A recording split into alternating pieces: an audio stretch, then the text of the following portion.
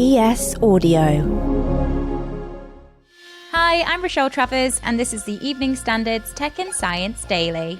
Coming up, your chance to be part of a message sent into space. Now, let's get into it.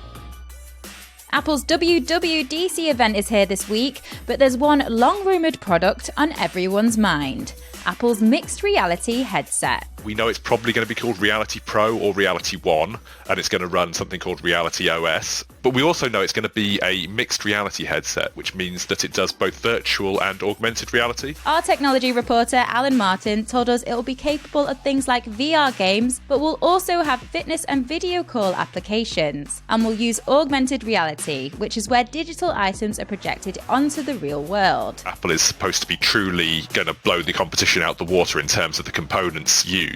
Leaks have shown that we're talking dual 4K screens, dual M2 processors, and 12 cameras for tracking and that kind of thing. And it's rumoured that it could cost around $3,000, which is around £2,700. But with a price that high, and it still being a niche product, will people buy into it? Well, Alan told us Apple has led the way in tech trends for some time. Apple has made things popular before. The smartwatches weren't particularly a big market before the Apple Watch came along, and everyone mocked the AirPods when they arrived, saying how odd they looked, and now they're selling absolute gangbusters and everyone sort of imitates the design. So it could be the same with this mixed reality. We'll just have to wait and see.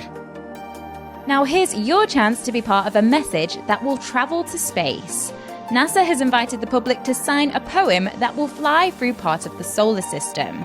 In Praise of Mystery, a poem for Europa, has been written for the upcoming mission to Jupiter's moon Europa, and you can add your name to the poem before the spacecraft launches, which is expected to be in October 2024.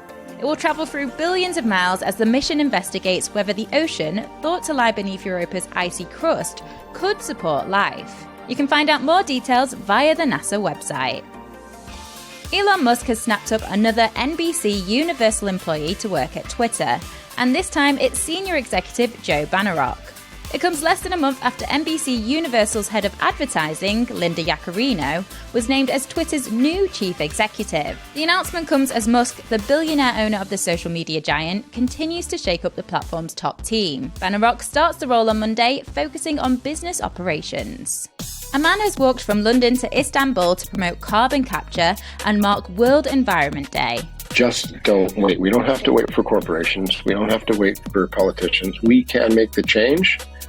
And I think that anyone within their own means, not everyone has to walk 153 days and focus on carbon removal and remove their lifetime carbon footprint like I did, but do what you can do, and it will make a difference. That's Craig Cohen, a Canadian activist who's based in London.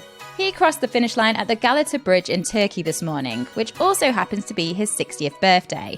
Craig says the 4,250-kilometre distance was a metaphor for the action and consistency needed to tackle climate change. A study suggests that fatal heart attacks are more likely to occur on a Monday. The study by doctors at the Belfast Health and Social Care Trust and the Royal College of Surgeons in Ireland found the likelihood of a heart attack occurring on this day was 13% greater than expected. They analysed data from over 10,000 patients who'd been admitted to hospital between 2013 and 2018, with the most serious type of heart attack. Scientists have been unable to fully explain why this Blue Monday phenomenon occurs, but some previous studies have suggested that heart attacks are more likely then because of an association with circadian rhythm, which is the body's sleep and wake cycle. Let's go to the ads. Coming up, a wooden satellite, and potentially the secret to living to 100 has been revealed. Why not hit rate and follow in the meantime?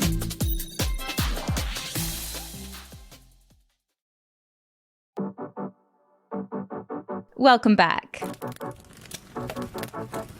A type of butterfly that was thought to be extinct in Britain for nearly 100 years has started to reappear.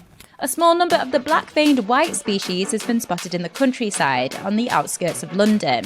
They were first listed as a British species during the reign of King Charles II and officially became extinct here in 1925. But this month they mysteriously returned to their favourite habitat, hawthorn and blackthorn trees just on the edge of the capital. Japan could launch a satellite made of wood into space in 2024. The high durability of wood in space was recently tested and confirmed at the International Space Station by an international group of scientists led by those from Kyoto University. Experiments showed that despite extreme conditions in space, the wood samples underwent minimal deterioration and maintained good stability. And finally, scientists may have just figured out the secret to living to over 100. Researchers from the University of Copenhagen studied 176 centenarians from Japan and found they had a unique combination in their gut, involving a huge variety of both bacteria and bacterial viruses. Now research can focus on how this bacterial variety can be replicated to fight common diseases, therefore potentially helping people live longer.